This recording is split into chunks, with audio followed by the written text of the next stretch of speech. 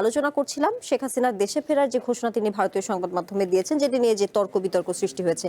শুরুতেই জানতে চাই আপনার মতামত, আপনি এই দেশে ফেরার ঘোষণাকে কিভাবে দেখছেন? যেমনটা চিফ প্রসিকিউটরও বলেছেন রাজনৈতিক স্ট্যান্ডবাজি, আপনারও কি তাই মনে হয় কিনা, কি বলবেন? যদি বিএনপি মাননীয় প্রধানমন্ত্রী তারেক রহমান অনেক বড় নিপীড়কের ভূমিকায় হাজির হন, যেই নিপীড়ন শেখ হাসিনাকেও ছাড়িয়ে যাবে, কেবলমাত্র তখন শেখ হাসিনা বলতে পারবে আমি এই বছর ফিরে আসব। বাস্তবে আমার যেটা অবজারভেশন, শেখ হাসিনার একজন মানুষের জীবনের আয়ু যতটুকু হওয়া উচিত, ঠিক আছে, সেই আয়ু পর্যন্ত শেখ হাসিনার আসার সুযোগ কম।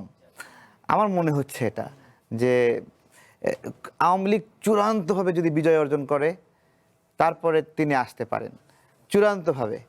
এবং এখানে যে আদালতের রায়গুলো হয়েছে, ওই রায়গুলো তখন আর রায় থাকবে না, ওই রায়গুলো তার জন্য আশীর্বাদ হবে। এইরকম মানে রাজনীতিতে ইস্টাবলিশমেন্ট চেঞ্জ ছাড়া এরকম গুরুত্বপূর্ণ জায়গায় থেকে গুরুত্বপূর্ণ একটা আন্দোলনে অনেক বেশি হত্যাকাণ্ডের সঙ্গে অভিযুক্ত তার বাংলাদেশে আসা কেবলমাত্র আওয়ামী লীগ যদি চূড়ান্তভাবে বিজয় অর্জন করে এবং অন্যান্য অপরাপর রাজনৈতিক শক্তি যদি ধ্বংস হয়ে যায়, তারা যদি জনগণের কাছে মারাত্মক ঘৃণিত হয়, তাহলে হবে।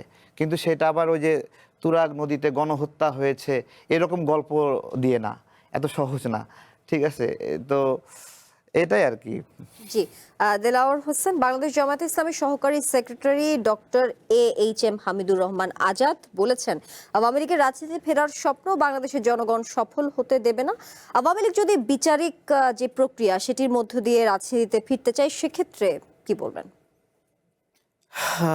আসলে বিগত 16 বছর যে ফ্যাসিবাদের আমল, যেটা আওয়ামী লীগের আমল, যেটা এত বেশি অপরাধ করেছে শেখ হাসিনার নির্দেশে তার দলীয় নেতাকর্মীরা, এই অপরাধগুলোর যদি বিচার হয় তাহলে এই বিচারে আওয়ামী লীগ আর ফিরে আসার সম্ভাবনা, আইনি প্রক্রিয়াও থাকে না আসলে। আবার কেউ কেউ যদি বলে যে না, এটা রিফাইন্ড আওয়ামী লীগকে নিয়ে আসার যদি স্বপ্ন কেউ দেখে, এটাও আমি মনে করি এটা বাস্তবায়ন বাংলাদেশে এই মুহূর্তে এই স্বপ্ন বাস্তবায়ন হবে না।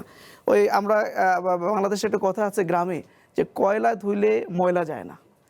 আওয়ামী লীগের ওই গ্রামে আবার বলে যে আওয়ামী লীগ আসলে মানুষ না, আওয়ামী লীগ এদের পরিচয়টা আওয়ামী লীগ হিসেবে দেয়। তো সুতরাং আওয়ামী লীগের নেতাকর্মীদের মধ্যে সবাই একই রকম, এরা ওই যারাই আসুক না করে তারাই আবার একই আচরণ তারা করবে।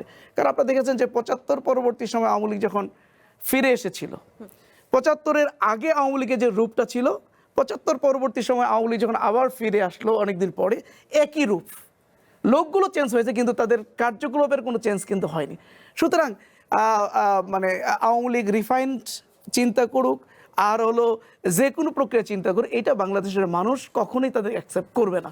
এবং বাংলাদেশের মানুষ খুবই অপেক্ষায় আছে যে কখন শেখ হাসিনা ফিরবে, কখন তার ফাঁসির মঞ্চ দেখবে, আর কখন তার ফাঁসির শেষ কৃত্যটা অনুষ্ঠানটা দেখবে, এই অপেক্ষায় আছে বাংলাদেশের মানুষ।